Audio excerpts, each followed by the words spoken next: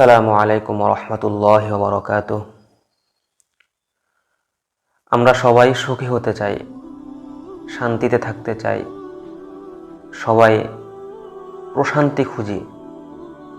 আমরা সুখের মানদণ্ড কি ধরি? আমরা সুখের মানদণ্ড একেবারে মোটা দাগে 4টা বিষয়কে ধরতে পারি। 1 নাম্বারটা হলো টাকা পয়সা, দ্বিতীয় নাম্বার হলো গাড়ি, তৃতীয়ত বাড়ি, চতুর্থত নারী। টাকা পয়সা, গাড়ি, বাড়ি, নারী, এই 4টা বস্তু যদি কেউ মালিক হয়, অর্জন করতে পারে, সে সুখী, তাকে আমরা সুখী ভাবি। আচ্ছা, একটু চিন্তা করে দেখেন তো, আমি আপনি আমাদের কতজনের আমরা এই 4টা বস্তুর পুঙ্খানুপুঙ্খানুরূপে পেয়েছি, অর্জন করতে পেরেছি, মালিক হয়েছে? আমাদের তো স্বাভাবিকভাবে আমরা যখন একটু যৌবনে পদার্পণ করি, আমাদের সবারই একটা শখ থাকে, একটা ইচ্ছা থাকে যে আমার একটা বাইক হবে। বাইক তো গাড়ির ক্যাটাগরির মধ্যেই পড়ে, কিন্তু এই বাইকটা আমরা কতজন কিনতে পারি? যদিও বা কখনো কিনি, তাও বন্ধু বান্ধব থেকে টাকা হাওলাত করে, মায়ের চুরি করে, মায়ের গহনা বিক্রি করে। আমাদের তো সেই ক্যাপাসিটি নাই, কারণ আমাদের পরিবার, আমার আব্বা, আমাদের সংসার যে চালান, উনি মাসে কত টাকা পান? আমাদের মিনিমাম পরিবারের, বেশিরভাগ পরিবারের এই অবস্থা, পরিবারগুলোর এই অবস্থা। আর বাড়ি তো আমাদের সবারই স্বপ্ন যে একটা বাড়ি করব। আমাদের সবারই স্বপ্ন থাকে যে আমরা একটা বাড়ি করব, আমাদের একটা বাড়ি হবে। এই বাড়ি করার পিছনে মানুষ তার সারা জীবনের শ্রম, উপার্জন, সে একটা বাড়ির পিছনে সে করতে থাকে, বাড়ি করার পিছনে এই স্বপ্ন দেখে দেখে সে করতে থাকে। আসলে মূল বাস্তবতাটা কি? দেখেন, আপনি একটা বাড়ি করতে গিয়েই আপনার জীবনটাকে আপনি শেষ করে দিলেন। একবারে জীবনের শেষ পর্যায়ে গিয়ে আপনি আপনার একটা স্বপ্নের রাজমহল, যেটাকে আপনি ভাবেন, সেটা আপনি করেন, কিন্তু সেটাতে আপনি কতদিন থাকতে পারেন?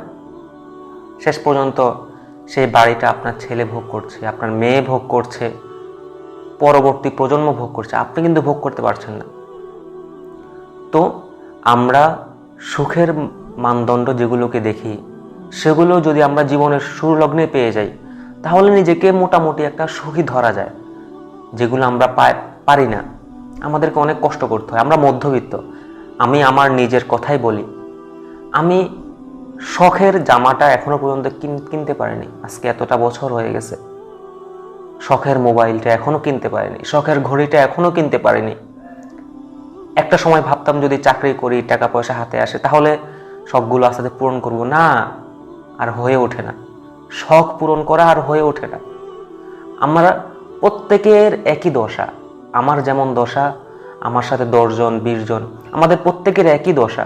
আমরা চাকরি করি ঠিক আছে, কিন্তু চাকরির টাকাটা আমাদের পরিবারে লেগে যায়, বিভিন্ন জরুরতে, প্রয়োজনে আমরা লেগে যায়। ওই শখের জিনিসগুলো আর পুরা করা যায় না। তো আমরা সুখ আমাদের নাই, তারপরও আমরা অধরা সুখের পিছনে ছুটতে থাকি, ছুটে যাই বারবার সেই সুখটাকে, কিন্তু পারি না। দেখেন, নিজেকে একটু প্রশ্ন করেন যে যাদের এগুলো আছে, তারা তো সুখে আছে, বা আমরা তাদেরকে সুখী মনে করছি। তাদেরকে দেখে দেখে আমরা মজা নিচ্ছি। আমরা ফেসবুকে স্ক্রল করি, ইউটিউবে স্ক্রল করি।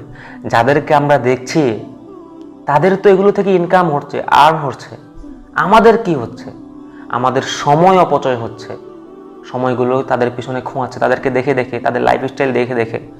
আর তাদের মতো হওয়ার বাসনা করে করে আমাদের বাস্তব জীবনটাকে আমরা শেষ করে দিচ্ছি। আমাদের মধ্যে অস্থিরতা, পেরেশানি কাজ করছে। আমরা তাদেরগুলো দেখে দেখে তাদের মতো হওয়ার চেষ্টা করি, ট্রাই করি, কিন্তু কখনোই এটা সম্ভব না। এটা ধরাছোঁয়ার বাহিরে। আল্লাহ রাব্বুল আলামিন সূরাতুল বাকারার 148 নম্বর আয়াতে ঘোষণা করে বলেন, ওয়ালিকুল্লি উইজহাতুন হুয়া মুওয়াল্লিহা ফাস্তাবিকুল খায়রাত। এটা একটা ব্যাখ্যা, একটা সহজলভ্য একটা অর্থ তো আছেই, যেটা অর্থ আমি করতে চাই সেটা হলো প্রত্যেক মানুষের একটা দিক আছে যে দিকে সে ছুটে। ফাস্তাবিকুল খয়রাত, আমাদের রব আমাদেরকে বলছেন তোমরা কল্যাণের দিকে ধাবিত হও, সৎ কাজের দিকে ধাবিত হও। আইনামা তাকুনু, হে বান্দা তোমরা যেখানেই থাকো না কেন, ইউদরিকুমুল মাউতু, মৃত্যু এসে তোমাদেরকে ধরপাকড় করবেই, মৃত্যু এসে তোমাদেরকে ধরবেই। তো আল্লাহ রাব্বুল আলামিন এখান থেকে আমাদেরকে শিখিয়ে দিচ্ছেন, বান্দা প্রতিযোগিতা করো, তবে দুনিয়ার পিছনে না, প্রতিযোগিতা করো আখিরাতের পিছনে। মৃত্যু সুনিশ্চিত। যারা দুনিয়া ভোগ করছে তারা তো দুনিয়া পেয়ে গেছে। দেখেন, একটা স্বর্ণের স্তূপ একটা জায়গায় রাখা আছে, স্বর্ণের স্তূপের অনেক দূর পরে গিয়ে একটা হীরার বড় একটা স্তূপ রাখা আছে। তো অনেক মানুষকে ছেড়ে দেওয়া হলো সেখানে। কেউ, বেশিরভাগ মানুষ লোভ করে, লোভের দিকে তাকিয়ে, লোভ সামলাতে না পেরে সে স্বর্ণের স্তূপে গিয়ে হাত বসিয়ে দিল। কিন্তু পিছনে যে হীরার স্তূপ রাখা আছে, তার চেয়ে বড় এবং তার চেয়ে মূল্যবান দামি জিনিস রাখা আছে, তার দিকে তার কোনো ভ্রুক্ষেপই নাই। এটাও তো একজন মানুষের সহজাত প্রবণতা, সে লোভ সামলাতে পারে না, সে তড়িঘড়ি করে। আর কিছু মানুষ আছে আমাদের মতো, যারা হাঁটতে পারি না, চলতে পারি না, দৌড় প্রতিযোগিতা আমরা হেরে গেছি, আমরা তাদেরকে দেখে মজা নিচ্ছে। কেউ তো স্বর্ণ হাতিয়ে নিচ্ছে, সোনাদানা নিয়ে নিচ্ছে, আর কিঞ্চিত কিছু লোক গিয়ে হীরার দিকে তাকাচ্ছে বা হীরা নিচ্ছে। আর আমরা যারা আছি, আমরা স্বর্ণও নিতে পারছি না, হীরাও নিতে পারছি না, আমরা শুধু তার দিকে তাকাচ্ছি। আর তাদের মজায় আমরা, তারা যে মজা করছে, আনন্দ করছে স্বর্ণ নিয়ে, সেটা দেখে আমরা উল্লাস করছি, কিন্তু আমরা সেটা নিতে পারিনি। তো আমাদের দশা হয়ে গেছে এমন। আমার দিনী ভাই ও বোনেরা, আমরা দুনিয়াটা ভোগ করতে পারছি না। আমাদের বেশিরভাগ, 100 ভাগের 90% মানুষ আমরা দুনিয়াটা ভোগ করতে পারছি না। যারা দুনিয়াটা ভোগ করছে তারা তো তাদের সব কিছু সে দুনিয়াতে মিটিয়ে নিচ্ছে, কারণ তাদের উপকরণ, মানে সুখের যে উপকরণগুলো আছে ওগুলো তাদের কাছে বিদ্যমান আছে, এই কারণে তারা মিটাচ্ছে। আর আমরা 10 টাকা খরচ করতে আমাদের গায়ে লাগে, তাই না? তো তারা যদি জাহান্নামে যায়, তাদের নিজেদেরকে একটু হলেও বুঝ দিতে পারবে। যদিও জাহান্নামের আগুনের কাছে 1 সেকেন্ড সারা জীবন ভর যে দুনিয়া ভোগ করে আসছে, দুনিয়াতে আনন্দ উল্লাস করে আসছে, মৌজ মাস্তি করে আসছে, জাহান্নামের 1টা সেকেন্ড যদি তাকে সে শাস্তিতে রাখা হয়, তাহলে সে এটা বলতে বাধ্য হবে এবং এটা বলবে যে আমি তো কখনো সুখী ছিলামই না, আমার তো কখনো আনন্দ উল্লাস ছিলই না। তারপরেও তারা যখন জাহান্নামে যাবে, তাদের নিজেদেরকে একটা বুঝ দিতে পারবে যে আমরা দুনিয়ার ক্ষণস্থায়ী জিন্দেগিতে কিঞ্চিত পরিমাণ ওই জীবনে আমরা নিজেকে একটু আনন্দ দিতে পেরেছি। এটা বলে তারা নিজেদেরকে বুঝাতে পারবে যে না, এই দিকটা পাইনি, কমসে কম ওই দিকটা তো পেয়েছি।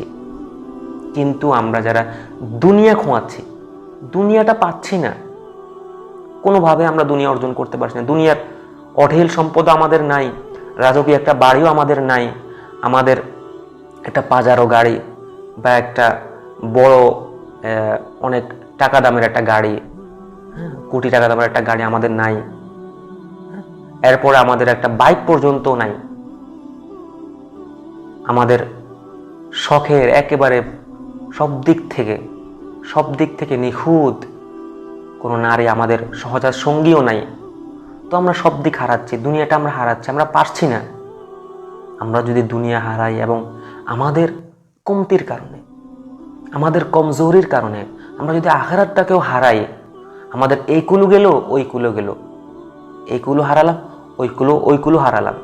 আমাদের প্রতিযোগিতা করা দরকার, তাদের প্রতি আমাদের জিদ থাকা দরকার, আমাদের ভিতরে একটা জিদ থাকা দরকার যে আমি তো দুনিয়াটা আমি পারছি না, ভোগ করতে পারছি না এবং সম্ভবও না। আমার যে পরিস্থিতি, পরিবেশ, আমি সেই দুনিয়াটা কোনোভাবেই পরিপূর্ণভাবে ভোগ করতে পারবো না। যেটা অন্যরা ভোগ করছে সেটা আমি পারবো না। তো আমি কেন আখিরাতটাকে আমি ধরে রাখতে পারছি না, আখিরাতের পুঁজি আমি কেন সঞ্চয় করতে পারছি না। আপনি এই কুল হারালেন, ওই কুল ধরে রাখেন, আপনি দুনিয়াটাও হারাবেন, আখিরাতটাও হারাবেন।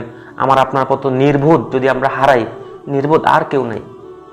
তারা দুনিয়া পাচ্ছে, আখিরাত হারাচ্ছে, বুঝ আছে। আমরা